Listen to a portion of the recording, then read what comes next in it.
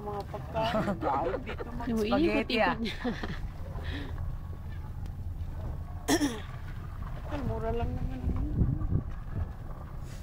Magtanim ay di biro, maghapong nakaw. Sabado, linggo, parang Di ka at least mga Friday, hanggang linggo. Isang araw.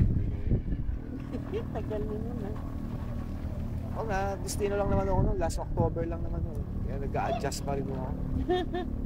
Ang uwian ko, every end of this month.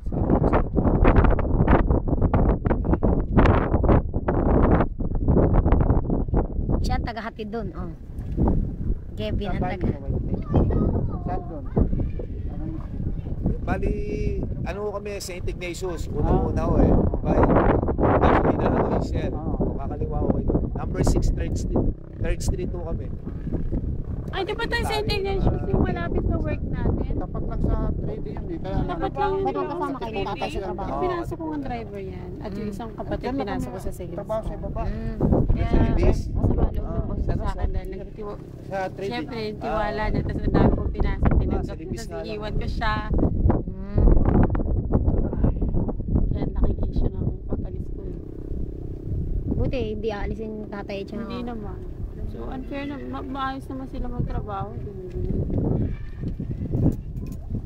So, ibig sabihin magkakasama pala kayo sabay-sabay kang maalis. Oo, sabi ko nga sa'yo, kaya nga walang lakad-lakad, hindi rin uwi. Kaya mo na ngayon, sabi naman ni nanay, pag kami kasama mo, papayagan ka na. Hanggang ano na lang, Feb 6 na lang. Pwede hindi na. Pwede hindi na umuwi. Pwede na. Tado. Wala tumira kilagdas. Joke lang. Sa bahay ka na daw tumira. Bago ka umalis, Ay, bondat. kasi sige, hindi aakyat nang wala ako eh. Bago ka umalis, bondat ka na.